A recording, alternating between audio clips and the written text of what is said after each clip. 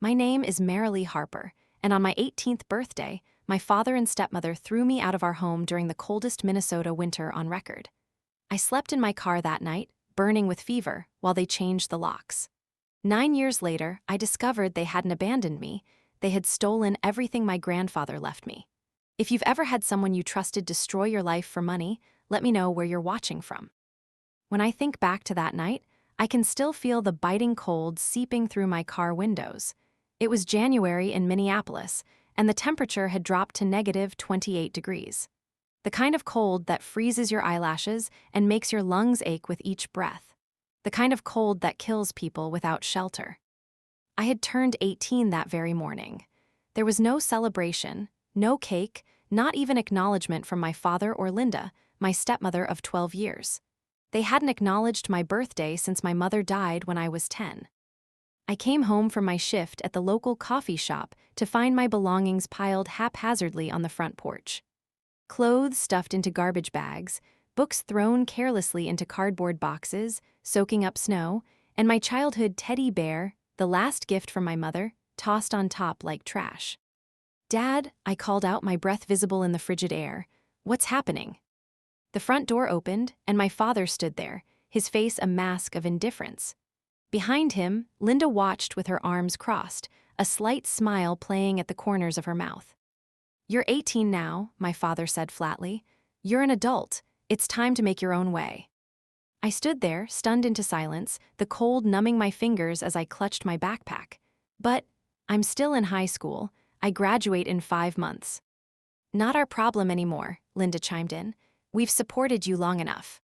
"At least let me stay until I finish school," I pleaded, my voice cracking. "Please, Dad." My father's eyes, the same hazel color as mine, showed nothing. No love, no regret, not even anger, emptiness. "We've already changed the locks. Your car is paid off, so you can take that. The rest is up to you now." With that, he closed the door. I heard the deadbolt slide into place. I stood on that porch for nearly an hour, knocking until my knuckles bled, begging to be let back in. Neighbors peeked through their curtains but quickly turned away. No one wanted to get involved. Eventually, I loaded what I could into my beaten-up Honda Civic, a car my grandfather had helped me buy when I turned 16. The rest of my possessions I had to leave behind as the snow began to fall harder. That night, I parked behind a Walmart, buried under every piece of clothing I owned, and cried until exhaustion took over.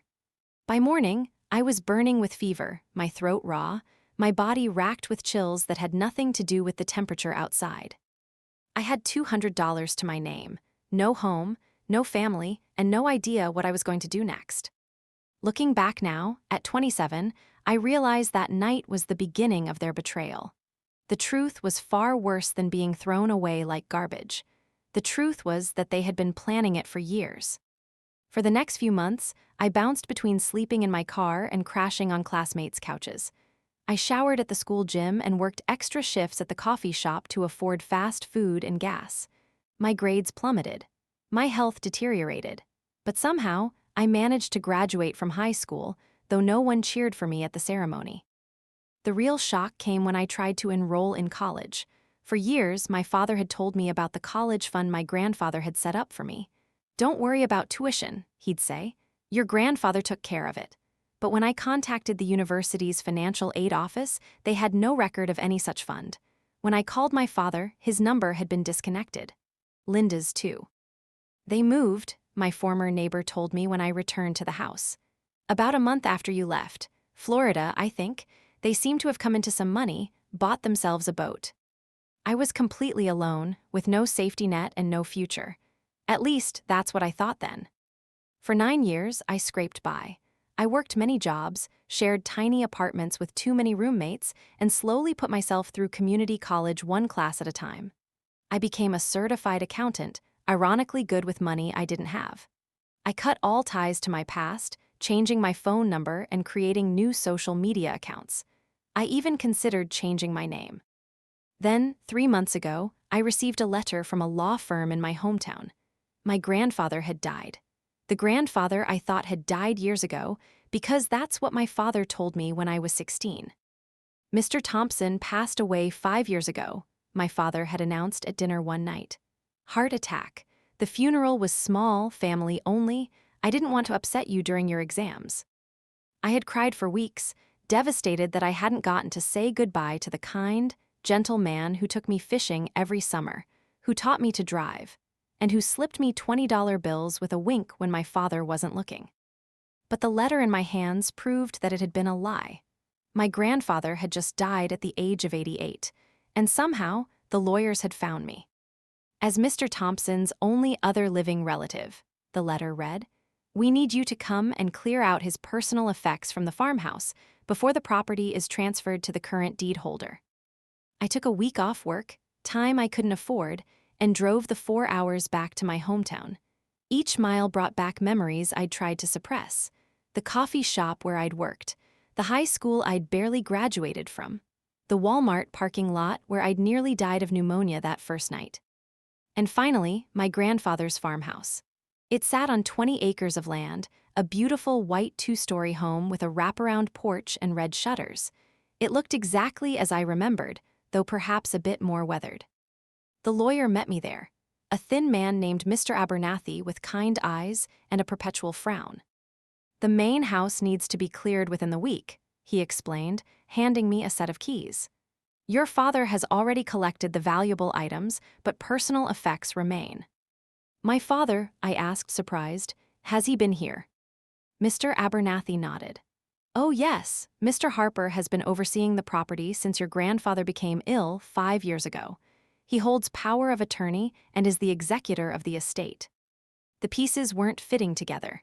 My father had told me my grandfather had died years ago. Why would he lie? And why was I only being called now to clear out personal effects? Who inherits the farm? I asked. Mr. Abernathy shuffled uncomfortably. I'm afraid I can't discuss the details of the will with you, Ms. Harper. Those matters are between me and the beneficiaries. Something felt wrong, very wrong. I spent that first day sorting through my grandfather's clothes, books, and kitchen items. Each object I touched brought back memories: his favorite flannel shirt, the coffee mug I'd painted for him in 3rd grade, and the fishing lures we'd picked out together. I worked methodically, room by room, saving the hardest for last, his bedroom. The afternoon sun was streaming through the windows when I finally opened the door to his room. It was almost untouched, as if waiting for him to return. His reading glasses still sat on the nightstand next to a dog-eared Western novel. His slippers were positioned neatly beside the bed. As I worked my way through his closet, I noticed a small trapdoor in the ceiling, the entrance to the attic. Using his desk chair for height, I managed to push it open and pull down the folding ladder.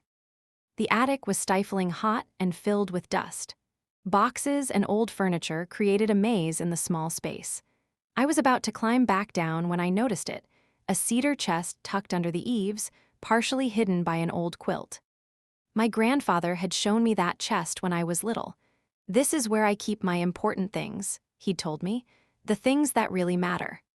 With trembling hands, I lifted the heavy lid.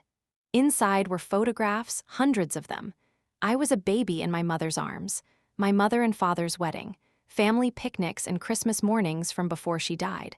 My school pictures, every year, even the ones my father never displayed.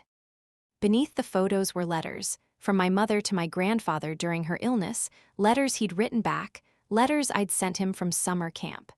And at the very bottom, a large manila envelope. The envelope was sealed with red wax, impressed with my grandfather's signet ring, a family heirloom with a stylized T for Thompson. Written across the front in his shaky handwriting were the words, "For Merrily, open only in case of emergency." My heart pounding, I broke the seal and slid the contents onto the dusty attic floor. What I found changed everything. Inside was a will, not any will, but my grandfather's last will, dated 3 months before my 18th birthday. There was also a letter addressed to me and several legal documents I didn't immediately understand. With shaking hands, I unfolded the letter. "My dearest Merrily," it began, "if you're reading this, something has gone terribly wrong. I fear your father may try to keep us apart as you get older. He's changed since your mother died, and not for the better." Tears blurred my vision as I continued reading. "I've made provisions for you. This farm and everything I own will come to you on your 18th birthday or upon my death, whichever comes later. There's also a trust fund for your education, $200, thousands set aside for college. Your father knows this, and I worry he may try to prevent you from receiving what is rightfully yours. If you find this letter, take the enclosed documents to Edward Abernathy immediately. He's a good man who will help you. My hands were shaking so badly I could barely hold the paper. The date on the will was January 3rd, 2014, exactly 3 months before I turned 18 and was thrown out into the cold. The next morning, I arrived at Abernathy Law offices the moment they opened. Mr. Abernathy's expression changed from professional courtesy to shock as I laid the documents on his desk. "Where did you find these?" he asked, his voice barely above a whisper. "In my grandfather's attic, in a cedar chest." I leaned forward. "Mr. Abernathy, my father told me my grandfather died 5 years ago. He threw me out of the house on my 18th birthday. I've been on my own ever since. And now I find out my grandfather was alive all this time and that he left everything to me." Mr. Abernathy removed his glasses, pinching the bridge of his nose. "Ms. Harper, the will I've been executing is dated October 2018. It leaves everything to your father, with specific instructions that you were to receive personal items only." He picked up the document I'd brought. "But this is dated 2014 and it's notarized. It clearly leaves everything to you." "So what happens now?" I asked. "If this is authentic, and I believe it is, then we have a case of probate fraud. Your father may have presented a fraudulent will." He looked at me gravely. "This is very serious. It's criminal." "What about my education fund, the trust?" Mr. Abernathy nodded slowly. "According to these documents, your grandfather established a trust of $200, thousands for your education. If your father accessed that money—" "He stole it," I finished. "He stole my future." Over the next few weeks, a clearer picture emerged. My grandfather had indeed set up a trust for my education and had intended to leave me his farm and savings. But shortly after creating that will, he suffered a stroke, not severe enough to kill him, but enough to leave him partially paralyzed and with slurred speech. My father had taken advantage of his condition, obtaining power of attorney and systematically isolating my grandfather. He'd intercepted mail, screened phone calls, and told elaborate lies on both sides, telling me my grandfather was dead while telling my grandfather I wanted nothing to do with him and had moved away. And the timing wasn't coincidental. My father had thrown me out weeks after gaining full legal control of my grandfather's assets. He'd forged a new will, claimed my education fund for himself, and built a new life in Florida with my inheritance. "We can fight this," Mr. Abernathy assured me. "The original will is valid. We have evidence of fraud, but it won't be easy, and your father will likely face criminal charges." I sat in his office, staring at the documents that proved my father's betrayal. I thought about that freezing night in my car, about the years of struggle and poverty, about the opportunities I'd lost. About my grandfather, lonely and manipulated, believing I'd abandoned him. "Do it," I said. "File whatever you need to file. I want everything back, not just the money, but the truth." The legal process was grueling. My father hired expensive lawyers who tried to paint me as an opportunistic daughter coming back only for money. They claimed my grandfather had changed his mind about the inheritance, that he'd been disappointed in my life choices. But they couldn't explain away the original will. They couldn't explain why my father had told me my grandfather was dead years before he actually passed away. And they certainly couldn't explain the financial records showing my education trust being emptied into accounts in the Cayman Islands 2 days after I was thrown out of the house. 6 months into the legal battle, Linda, my stepmother, reached out to me privately. "I want to make a deal," she said when we met at a coffee shop halfway between Minneapolis and my hometown. "I'm not interested in deals," I replied. "You don't understand," she insisted, her voice lower now. "Your father's going to lose everything. We already sold the Florida house to pay the lawyers. But I know where the rest of the money is, the money from your trust fund. I can help you get it back." "Why would you do that?" I asked, suspicious. She laughed. "Because your father's been cheating on me for years. With my sister, of all people. I want out, but I need something to start over with." So you want a cut? 20%, she said, plus immunity from prosecution. In exchange, I'll testify about the fraud, the forged will, all of it. I'll even tell them how we planned for months to kick you out once we got control of your grandfather's money. I studied her face, the woman who had stood behind my father that night, smiling as I begged to be let back inside. The woman who had helped orchestrate my homelessness, my suffering, and my separation from my grandfather. 30%, I said finally, but not of my education trust. That comes back to me in full. 30% of whatever else is left after the lawyers are paid. She agreed too, making me wonder if I should have offered less. With Linda's testimony, the case accelerated. My father, faced with overwhelming evidence and abandoned by his wife, finally agreed to a settlement. The farm would be returned to me, along with my full education trust plus interest. The remaining assets would be split according to my arrangement with Linda. The day the settlement was finalized, I stood on the porch of my grandfather's farmhouse, my farmhouse now, and felt a strange emptiness. I had won. I had exposed their fraud and reclaimed what was rightfully mine. But my grandfather was still gone, those years of connection lost forever. As I turned to unlock the door, Mr. Abernathy's car pulled into the driveway. "I thought you might want these," he said, handing me a small box. "They were in my office safe. Your grandfather left them there 5 years ago before your father took over everything." Inside the box were DVDs, each labeled with a date. I brought them inside and played the first one on my grandfather's old television set. His face filled the screen, older than I remembered but still with those kind eyes and a gentle smile. "Merrily, my sweet girl," he began. "If you're watching this, then things didn't go as I hoped. I'm making these recordings because I'm worried about your father. He's changed and become obsessed with money. I've tried to protect you with the will and trust, but I fear it might not be enough." Tears streamed down my face as I watched recording after recording, my grandfather talking to me across time, sharing stories, giving advice, telling me how proud he was of me. The final DVD was dated just weeks before his stroke. "Remember, Merrily, whatever happens, you are stronger than any hardship. You are your mother's daughter, kind but fierce, gentle but unbreakable. Money and property can be stolen, but your character will never be. And if someday you find yourself with wealth, use it wisely. Don't let it change you the way it changed your father." I spent that night on the porch swing, wrapped in my grandfather's old cardigan, watching the stars come out over the fields that were now mine. The same stars I'd watched through my car windshield 9 years ago, shivering and alone. The legal aftermath continued for months. My father was charged with fraud, forgery, and financial elder abuse. He accepted a plea deal to avoid a longer sentence, 5 years in prison, though he'd likely serve less. His reputation in the community was destroyed. The man who had once been a respected business owner was now known as someone who had abandoned his teenage daughter and stolen from his own father. I used part of my recovered education fund to finish my accounting degree, graduating with honors.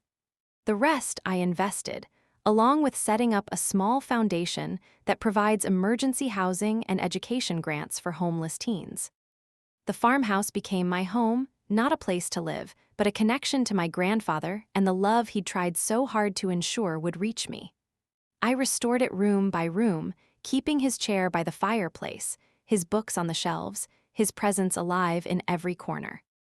Last winter, on the anniversary of the night I was thrown out, a fierce blizzard hit Minnesota. As the snow piled up outside and the wind howled around the eaves, I sat by the fire in my grandfather's chair, warm and secure in the home that should have been mine all along. My phone rang, a Minnesota Correctional Facility number. My father. "Merrily," his voice sounded older, smaller. I wanted to see if you're okay in this storm." 9 years too late for that concern. "I'm fine," I said. "I'm home." "I've been thinking about that night," he continued. "About what I did. I know an apology isn't enough, but—" "You're right," I interrupted. "It isn't." There was a long pause. "The lawyer said you've been using some of the money to help homeless teenagers." "Yes." Another pause. "Your mother would have been proud of that, and your grandfather." I thought about responding with anger, with all the hurt and rage I had carried for 9 years. But instead, I looked around at the farmhouse, at the photos of my grandfather now proudly displayed on the walls, at the life I was building. "I know," I said simply and ended the call. That night, I slept soundly as the storm raged outside, no longer haunted by the memory of freezing in my car, no longer consumed by thoughts of revenge.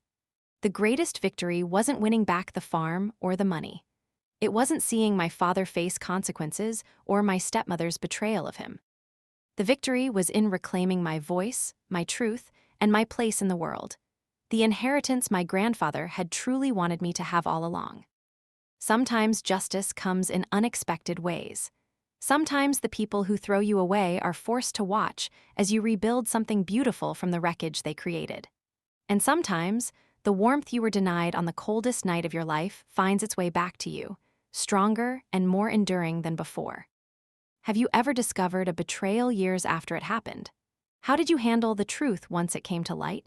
Share your story in the comments, and don't forget to subscribe for more tales of family secrets and long-awaited justice.